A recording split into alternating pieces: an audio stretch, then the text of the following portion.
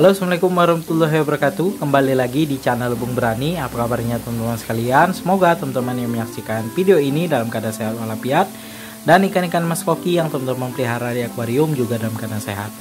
Oke teman-teman, di video kali ini saya ingin membahas tentang kelebihan penggunaan top filter di akuarium ikan mas koki. Jadi ada beberapa hal yang menurut saya penting ya disampaikan untuk penghobi ikan hias mas koki, bahwasanya kalau menggunakan top filter untuk filtrasi akuarium ikan mas koki itu masih bisa ya teman-teman. Jangan berpikiran bahwasanya top filter itu tidak bisa digunakan untuk pemeliharaan ikan mas koki. Jadi di sini saya akan bahas supaya teman-teman yang baru mau pelihara ikan mas koki itu tahu ya kelebihan menggunakan top filter di akuarium ikan mas koki serta kekurangannya. Jadi yang pertama, penggunaan top filter ini menurut saya sirkulasi air lebih baik, karena di sini kucuran air dari top filter, maksudnya dari lubang output itu membentuk percikan ya. Percikan di situ bisa terjadi pertukaran udara ya. Jadi kalau kita menggunakan top filter itu percikan air dari output itu bisa jadi sumber oksigen juga untuk ikan mas koki ya, selain kita menggunakan aerator. Jadi kalaupun kita tidak hidupkan aerator, itu pun oksigen terlarut masih ada teman-teman dari lubang output ataupun kucuran air dari top filter itu teman-teman. Kemudian selanjutnya yang kedua, penggunaan top filter ini menurut saya lebih mudah dalam perawatan. Jadi top filter ini mudah dibersihkan ya, baik itu top filter talang, top filter kaca, top filter khusus mekanisnya ataupun khusus biologisnya. Apalagi kalau kalian menggunakan top filter talang yang kalian buat sendiri, itu lebih mudah dalam pembersihannya teman-teman ya. Tinggal angkat, keluarkan media filter biologisnya, siram pakai air, gosok, sudah selesai. Beda dengan kalau kita menggunakan sun filter, tentu media filter biologisnya lebih banyak, itu kita lebih repot ya. Kita keluarkan dulu medianya, kemudian sun filternya ukurannya besar, berat ya, tentu memakan waktu lebih lama ketimbang kita menggunakan perawatan, maksudnya perawatan di top filter teman-teman. Tinggal matikan pompa, angkat top filternya. Kalau top filter talang itu tidak terlalu berat, angkat kemudian langsung dibersihkan teman-teman. Kemudian kedua yaitu penguapan air teman-teman. Di sini yang saya alami sendiri, setelah saya upgrade ke sun filter, ternyata penguapan pada air di sun filter saya ini jauh lebih cepat ketimbang menggunakan top filter. Di sun filter ini ya pakai mushroom, itu satu hari itu saya tambah 1 gayung sampai 2 gayung teman-teman. Kalau menggunakan top filter itu 1 minggu itu baru saya tambah. Kadang ya kalau misalnya 2 minggu sekali saya ganti air, itu baru saya tambah tuh 2 gayungan untuk 1 minggu. Ini dia 2 gayung 1 hari teman-teman nambahnya. Nah penguapan ini wajar karena menggunakan mushroom inilah dari air yang jatuh dari head mushroom ke permukaan air, itulah yang menyebabkan penguapan yang begitu banyak di akuarium ikan mas koki menggunakan mushroom ini teman-teman, dan filtrasi sun filter. Kemudian selanjutnya tidak mengeluarkan banyak biaya teman-teman kalau misalnya kita menggunakan top filter. Apalagi kita top filternya bikin sendiri ya, pakai filter talang, kita lem saja ya, kiri kanan lem pakai tutup talang, pakai filter talang khusus mekanis dan khusus biologis. Itu yang paling modalnya 100.000 teman-teman, sudah punya kita filter talang, dan sisa dari pembuatan kita tadi bisa kita gunakan lagi untuk misalnya kita punya tank akuarium yang lain ya, kita bikin lagi filtrasinya, jadi dapat banyak teman-teman. Berbeda dengan kita pakai sun filter ya, beli sun filternya saja itu sudah mahal, sekitar 500 ribuan ya, di ukuran 80 cm. Belum lagi media filternya dan pompa yang kita gunakan harus besar teman-teman, karena mendorong dari air dari bawah akuarium ke akuariumnya, tentu butuh pompa minimal 3000 liter per jam ya. Kalaupun kalian pakai akuarium 70 cm mau pakai sump filter, tetap harus menggunakan pompa 3000 liter per jam. Kalau misalnya pakai 2000 tentu tidak kedorong ke atas ke akuariumnya. Kemudian biaya yang dikeluarkan tadi ya tentu lebih murah dari media filter yang kita beli juga sedikit ya. Mekanisnya juga kalau pakai sump filter tentu media filter biologisnya lebih banyak teman-teman.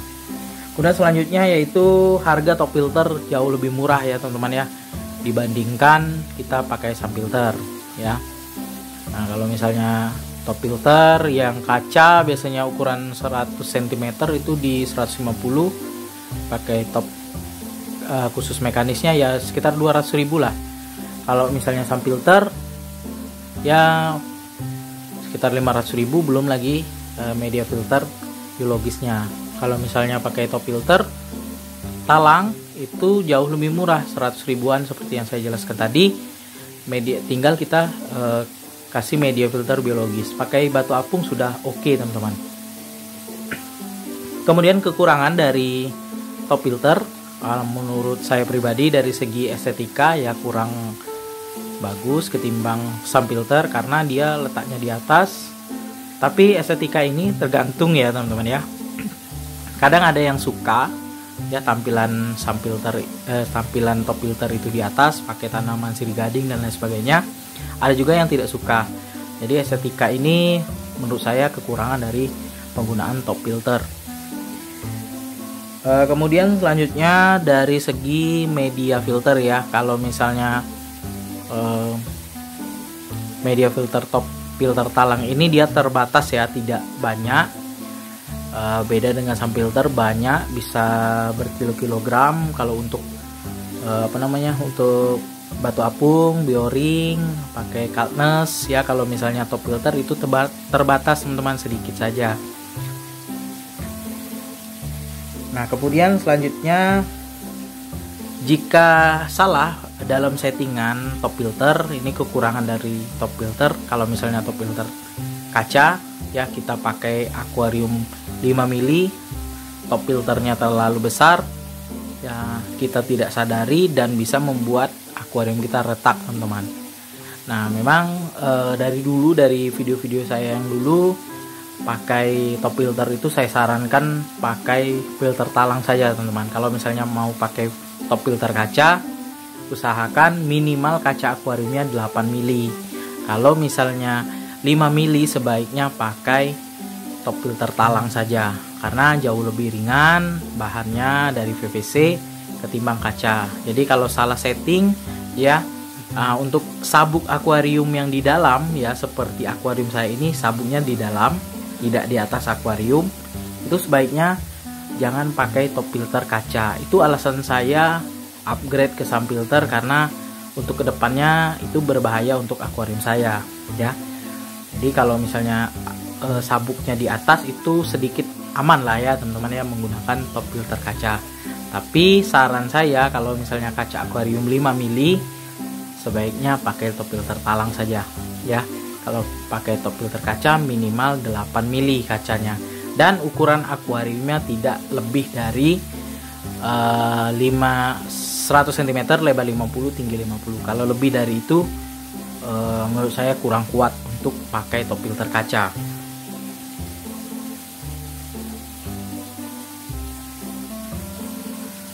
Kemudian selanjutnya kekurangan dari top filter itu untuk perawatan teman-teman. Perawatannya harus lebih intens ya, untuk media filter mekanisnya harus rutin dibersihkan.